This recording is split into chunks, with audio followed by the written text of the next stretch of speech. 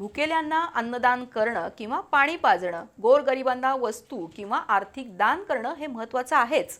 पण सर्वात महत्त्वाचं दान म्हणजे रक्तदान.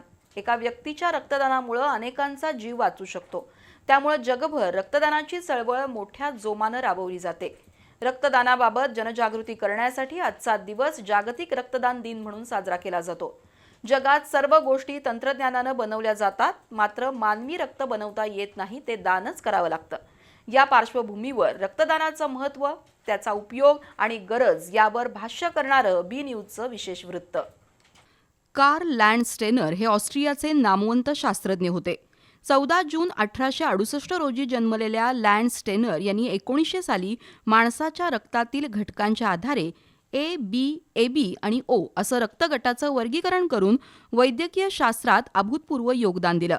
त्यांच्या स्मृतिप्रित्यर्थ जागतिक आरोग्य संघटनेतर्फे 1997 सालापासून 14 जून हा जागतिक रक्तदान दिन म्हणून साजरा करण्यात येतो. आपल्या देशाची लोकसंख्या 130 कोटी असूनही केवळ 1,20,00,000 लिटर रक्तपुरवठा केला जातो. गेल्या वर्षी 74 लाख युनिट रक्त उपलब्ध झालं होतं. त्यामुळे गरजेपेक्षा 40% रक्ताची कमतरता नेहमी भासते. दुसरीकडे रक्त न मिळाल्यामुळे होणाऱ्या मृत्यूचं प्रमाण देशभरात 15 ते 20% आहे. भारतात केवळ 0.6% लोक रक्तदान करतात. आपल्या कोल्हापूर जिल्ह्याचा विचार केला तर जिल्ह्याला वर्षाला सुमारे 1,10,000 रक्तपिशव्या लागतात. मात्र जिल्ह्यातील 11 ब्लड बँका मिळून वर्षाकाठी 60 ते 70 हजार रक्तपिशव्या संकलित करतात. त्यातही शिवजयंती, गणेशोत्सव, वाढदिवस अशा औचित्यावेळीच रक्तदान शिबिरं घेतली जातात. इतर वेळी रक्त संकलित होत नसल्यानं उन्हाळी हंगामात एप्रिलपासून जूनपर्यंत आणि दसरा दिवाळीपासून डिसेंबरपर्यंत रक्तपेढीमध्ये रक्ताचा तुटवडा मोठ्या प्रमाणात जाणवतो. आपण कितीही विकसित झालो असलो तरी कुणीही कृत्रिमरित्या रक्त तयार करू शकलेलं नाही. त्यामुळे रक्तदानासाठी सर्वांनीच उत्स्फूर्तपणे पुढे येण्याची गरज आहे. वयाच्या 18व्या वर्षापासून 65व्या वर्षापर्यंत रक्तदान करता येतं. एका व्यक्तीनं एकदा रक्त दिल्यानंतर साधारणतः 3 महिन्यांनी रक्त देणं आवश्यक आहे. मधुमेह असलेले रुग्ण जर इन्शुलिन घेत असतील तर त्यांना रक्तदान करता येत नाही.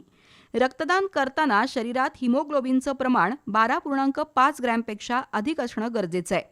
रक्तदानानंतर शरीरात रक्ताची पूर्ती 24 तासात होते. रक्तदाताच्या शरीरातून 350 किंवा 450 मिलीपर्यंत रक्त घेऊ शकतात. जे नेहमीच रक्तदान करतात त्यांना मधुमेह, हृदयरोग आणि ब्लड प्रेशरसारखे आजार होत नाहीत असं डॉक्टर सांगतात. त्यामुळे नियमितपणे रक्तदान करण्यासाठी नागरिकांना प्रोत्साहन देणं, रक्तदान करणाऱ्या व्यक्तींचा मानसन्मान करून समाजापुढे त्यांचा आदर्श ठेवणं गरजेचं आहे. तसंच केवळ सण समारंभापुरतं रक्तदान न करता वर्षभर नियमितपणे रक्तदान शिबिराचं आयोजन केलं पाहिजे. तरच रक्ताअभावी होणारे दुर्दैवी मृत्यू टाळता येतील यात शंका नाही.